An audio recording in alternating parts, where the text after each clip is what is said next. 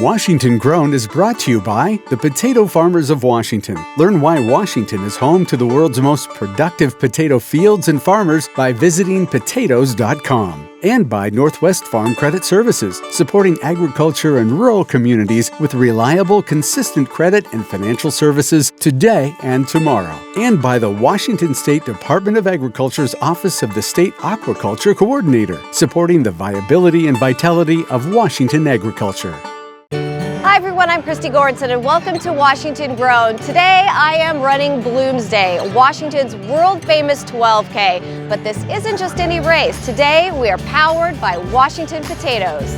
We'll cook a special potato dish at Ruins in Spokane. Flip this guy around. Oh, look at that. Then Tomas will see how potatoes grow from the seed to the harvest as we visit Bunger Farms. Oh man, look at the size of that guy. Give me some sour cream. And we'll talk with Bill Skinner, a 73-year-old marathon runner whose secret to success is the mighty potato. You know, I'm sold on potatoes, of course. I like potatoes. Powered by potatoes. All this and more today on Washington Grown.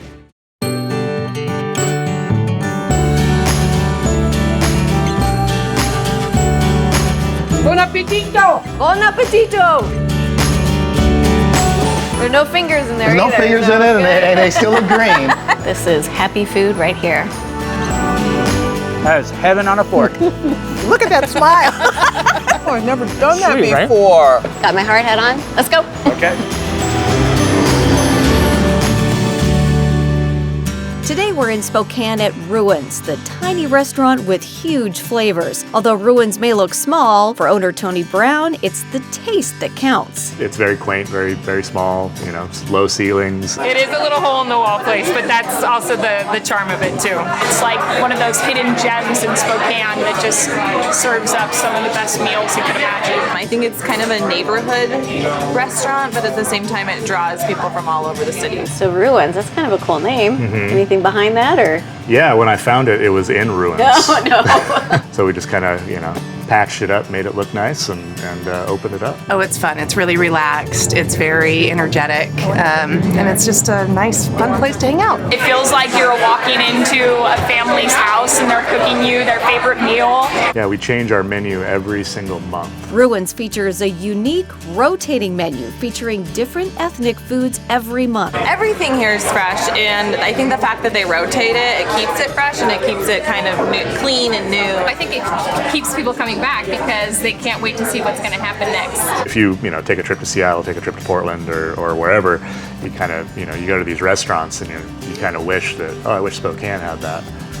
That's kind of what we try and do with our menus is, we're bringing it to Spokane. They had Japanese, and then they had Moroccan or Middle Eastern. You get a different experience every time you come. I love it. It seems like a little hole in the wall and a great discovery. Later in the show, we're in the kitchen with Chef Tony making a potato Rösti.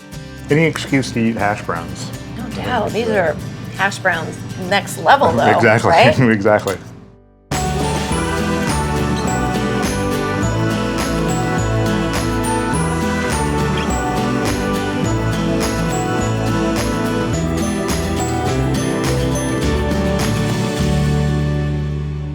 Today we're at Bloomsday, Spokane's famous 12K run. We're catching up with Bill Skinner, a 73-year-old marathon runner whose secret to success is the mighty potato. Well, look who I found, powered by Potato Man, Bill Skinner. We finished Bloomsday.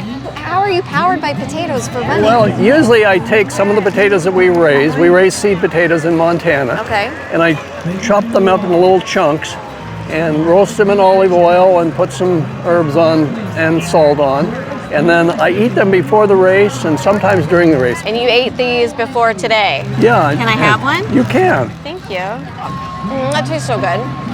What is it about the potatoes, though, that fuels you? Things that are really good with potatoes is that they're actually higher in potassium than a banana of equal. And they have a lot of vitamin C, and they're a complex carbohydrate that give you energy over a long period of time, and I found they really work. The Washington growers are some of probably the best growers in the world. Very technologically advanced. Yeah, they are. And environmentally conscious. So Washington be very proud of their growers. They're just awesome people, and and we've had a joy working with him. Yeah. How old were you when you started to get into running and doing these long distances? Well, Christy, I started actually only about 14 years ago. I was getting a little bit heavy, but I thought I needed to do something, so I started to run. And within 2 or 3 weeks, I felt better physically and mentally. After I ran the first half marathon, I thought I could never do a marathon. But then I trained for a marathon and was able to do that, and I qualified for Boston in the first marathon, so that was fun. It's only been 14 years that I've been running, but it just helps me feel better mentally and physically. And how old are you now? I'm 73 now. 73. And going strong. Well, thank you, Christy. That's nice of you to say. I love it. I ran my last Boston Marathon a year ago this past April at 72. That is amazing. I mean, you have to qualify. You have to be fast. You know, I like to run. You know, some people like to golf or ski. I like to run. It's kind of crazy, I know. The potato industry has been advertising potatoes as a performance fuel, and there's a lot of research that says it's a good performance fuel for any kind of exercising, you know, whether it's a triathlon or a marathon or Bloomsday. Right. You know, I'm sold on potatoes, of course. I like potatoes. Powered by potatoes. One of the growers that Bill sells his seed to is Josh Bunger, a potato farmer in Pasco. Today, we're taking a trip in the rain to see how potatoes start from the seed. Well, good morning, Josh. How you doing? How are you? Nice, beautiful, rainy, late summer's day here in Pasco. Tends to happen this time of year. This potato field is about ready to be dug up, correct? Yep, it's in the process now, so. Well, let's go out and grab a couple plants, and then maybe we'll head on inside and talk a little bit about these potatoes. Perfect. All right, let's go. Sounds good. Now, is it good or bad when it rains like this for harvesting? It makes things tougher, yes. Does it just kind of like gum up the works a little bit? Yeah, makes a little more dirt come in. The vines get ropey. So we'll dig a few tubers here. Dig a couple plants. Oh man, look at the size of that guy. Give me some sour cream. Man, that's a nice potato. You know, that's quite a few potatoes just for this small little foot of ground right here. That's what we're shooting for. I mean, that's great. Now, how big is this field we're standing in? This is about 80 acres. And we're getting this many potatoes just from this little plot of land here, so 80 acres is gonna produce? Well, we're hoping for around 35 ton to the acres, kind of what we've been averaging lately, so. Really? Yep, we had a late planting season and worried about it, but things have turned out really good. Nice. Ended up with a good crop. Well, look, just in this few little sections of dirt, we got ourselves a good little crop right there. Yep. Those are good. We had to retreat because it's raining outside, but that doesn't mean that you guys stop working now, does it? No. This is a beautiful looking tuber right there, isn't that'll it? make a nice French fry. And we've got some variety of sizes here. And this little nugget, what'll happen to that one? So that'll get turned into hash browns. Oh, be okay. diced and made into a tater tot or a hash brown. Nice. Yeah. Maybe just 2 tots, maybe 1. Yeah. Now, tell me about the cycle of the potato. From the beginning. A seed is nothing more than a piece of a potato. Yeah. We shoot for around a 2-ounce seed piece for our planters. So that one would probably just get seed treatment and planted. Now a tuber this size, we would cut it in half. And what we shoot for is an eye on every potato. So say that potato's cut in half, we want an eye on every potato. An eye will grow a shoot. So every seed piece needs to have an eye, otherwise it won't grow a plant. So this one will just get a vertical cut, so that would be a seed piece. That'd make 2 potato plants right there. Right there. This seed piece will probably grow 8 to 10 tubers underneath it. We're 100% processed growers, so all our potatoes are French fries in 2 hours. We're direct digs, we don't store any, so. Oh, wow. So yeah, within the hour, we dig them, load them, send them to the plant, and they're French fries within 2 hours. Ooh, so that's fresh. We're not gonna stop eating French fries anytime soon. Yeah, the world likes French fries, which is a good thing. So it keeps us in business. And tater tots and curly cues. That's right. Well, thank you so much for bringing us out. We really appreciate what you do, and I mean, every time I eat a potato, I gotta say thanks to my potato farmers. You betcha. You guys are great. Thanks, man. Thank you. On average, how many tons of potatoes are harvested per acre in the state of Washington? Find out after the break. Coming up, we're cooking a special potato roasty at Ruins in Spokane. Any excuse to eat hash browns. No doubt. These are hash browns next level, though, Exactly. right? Exactly. And we're in the kitchen at Second Harvest trying out some roasted lemon pepper potatoes.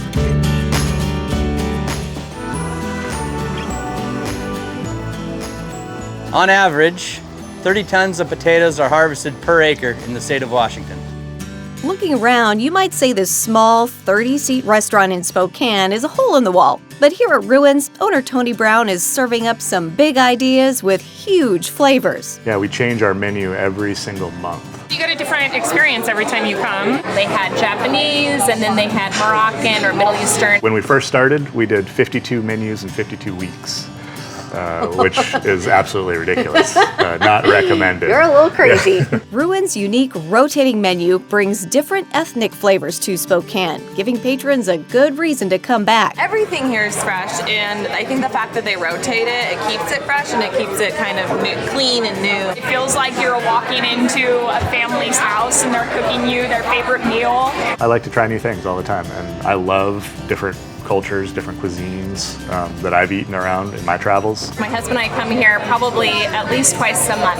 I love the atmosphere and the ambiance. It's like one of those hidden gems in Spokane that just serves up some of the best meals you could imagine. You know, we have a pretty devoted following, people that want to try every single menu, but we also get people that, you know, call up and they wanted what they had the last month, but it's not there anymore. Sorry. So. I think it's kind of a neighborhood restaurant, but at the same time it draws people from all over the city. I love it. Just seems like a little hole in the wall and a great discovery. Now it's off to the kitchen to make a special dish with Washington potatoes. We're gonna make a potato Rösti, which is basically like a fancy hash brown. And we have our awesome russets, right? Mm-hmm. Russet potatoes grown here in Washington. Okay, well, let's get started. What do we need to do? So first we're gonna peel the potato. Okay. Washington, you know, we grow probably just as many potatoes as our Yeah. neighbor. We're gonna wanna cut these really, really fine. There's a tool for everything, so. Not cut yourself. Yeah, no, that's, it's dangerous. I mean, yeah. that just saved us, you know, 30 minutes. 30 minutes. Now they're super wet. They are. Is this where a lot of people make mistakes when they want to do hash browns? That's what's gonna make your hash brown soggy. Yeah. So what we're gonna do is we're gonna season them up, and then we're gonna squeeze out all of the liquid. First, add in salt, pepper, and vinegar. Then mix it all up. You just set that out flat. Okay. And then we're just gonna throw these in here. We're gonna fold it up like a little gift. And then we're just gonna twist until all that liquid comes out. And you can see Wow. how much of that is really coming out. Important step. A very right important step. Very yes. important step. So now what you're left Wow. with are these. They're nice and dry. They are. Now it's time to cook the roasty. First, heat up a pan with some clarified butter in it and add in your potatoes. So what I'm doing now is just kind of gathering up the sides here a little bit because we want it to stay kind of in one cohesive piece. And so we're just gonna do this for probably 8 to 10 minutes. Flip this guy around.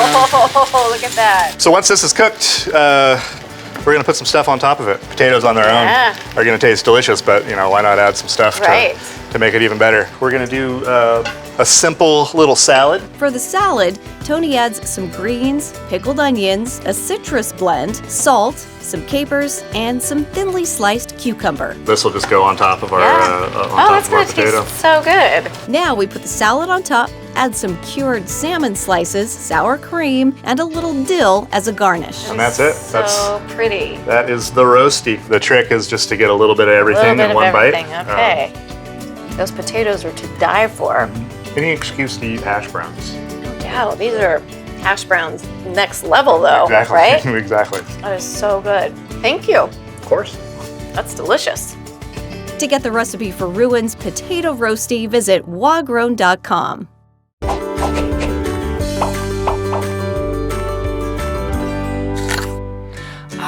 Carb-loading before a competition. One of my favorite pastimes.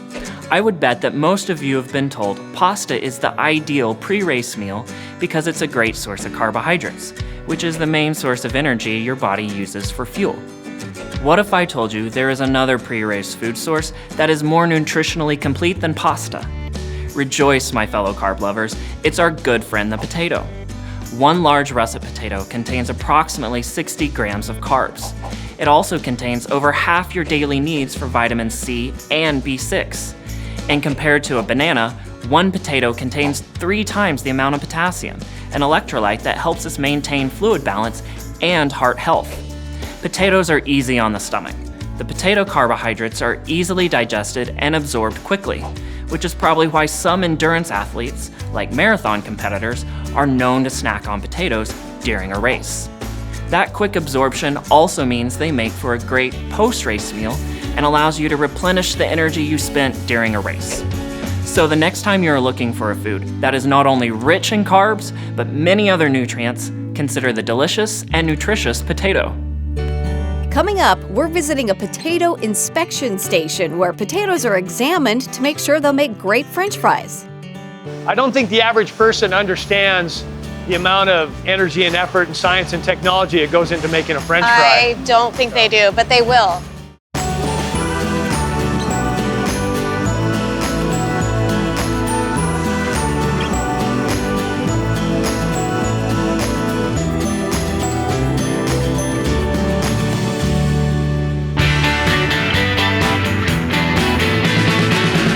Hey, let's go.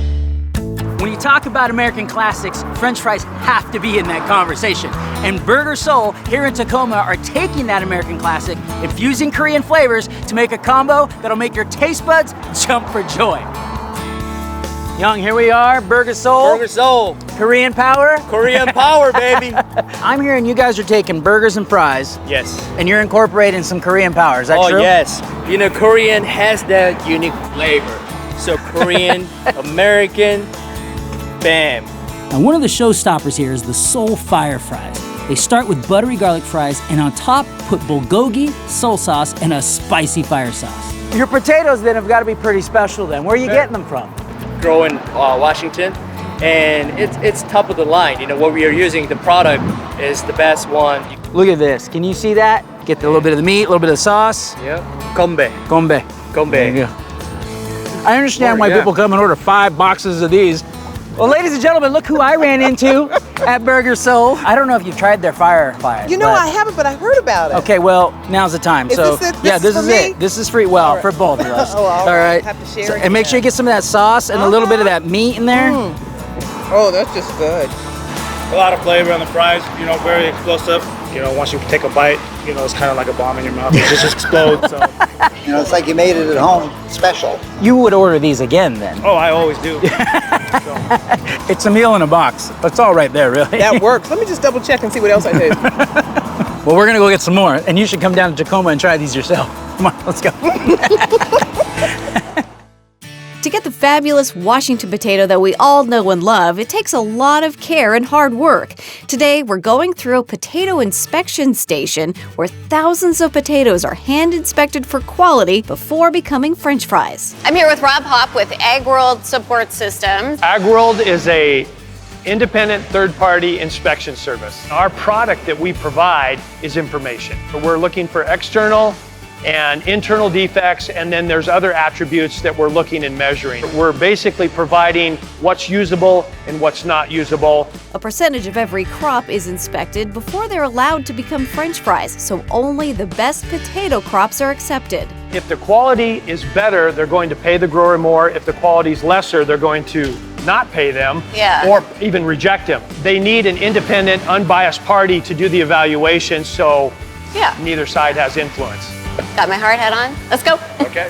So the clean potatoes come up, and then they come down, and then they're released onto this table. Every one of these will be picked up and examined, and what we're looking for here is we're looking for external defects. The usable potatoes get sized, and then the ones with potential defects get examined. If they get one that has defects, and they cut them off, and the defects go in the defect bin, the remaining portion still may be a good potato. It may not be. It's just a process of sorting by size and sorting by usable and unusable up here. You need all hands on deck for this job. The usable potatoes that meet the USDA requirements end up here in different size categories. From there, the potatoes get separated into groups to go to different tests. One of these tests is a French fry color test, making sure that all the potatoes make great fries. We're basically cutting the potatoes into French fry strips and frying them up and checking for color. Well, that's why it smells so good in there. This job could either make you really want French fries or really not want French fries. All the potatoes we don't use for internal gravity and fry go into the peeler. Once the potatoes are peeled, then they come through a scrubber and then they come out on the table. And they're essentially looking for bruised and bruise-free. Our information is determining the value of the potatoes. There's a base price on the contract, and the grower gets incentives for higher quality and deductions for lower quality. So what makes a good French fry potato? The more of the potato that they can cut into strips without having to trim part of that strip, that's the idea. A potato that's a nice, well-rounded shape with no defects on it, you'll get maximum amount of French fries. And what happens to the potatoes after all of this is over with? The ones that are cut, they won't use, but all the other ones that are good potatoes that get peeled go into the plant and they will use those. They'll process them. Yeah, they'll process those. At the end of the day, we do a lot of pounds of potatoes here, and so at the end of the year, it really adds up. And so they don't get wasted, they get used. Well, thank you so much for the tour. Oh, you're welcome. It's really cool to see how it all works, and you guys work hard. I don't think the average person understands the amount of energy and effort and science and technology that goes into making a French fry. I don't think they do, but they will. We should go eat some French fries. I agree with that. So.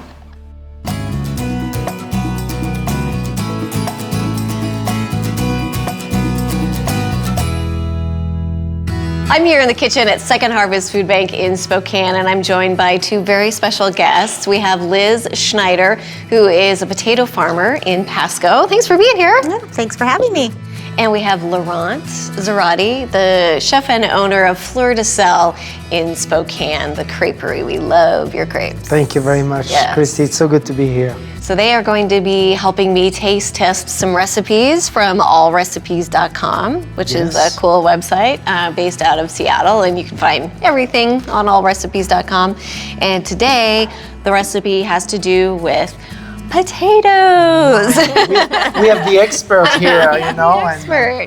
So tell us what kind of potatoes you grow in Pasco. We grow for processed potatoes. We grow a russet. If you go to fast food, you're going to find a French fry of ours there. Awesome. And little baby potatoes we grow as well. So what is like your favorite kind of potato to make dishes with, like roasted potatoes or? I do like just a plain roasted potato with just a little olive oil, rosemary, pop them in the oven. Yeah. What about you? Even the little ones. I love fingerling potatoes, you know, because you can eat them with just like that, you know, dip them in an aioli or sauce. But you know, a great thanks to you guys, farmers, because without you, we couldn't do our job. Thank you. Awesome. So the recipe today is lemon pepper potatoes from Chef John. And Chef John says these are tender on the inside, crusty on the outside. They make for an impressive side dish, but he says the problem is that this might upstage the main course because they're so good. So let's give them a try. I'm excited.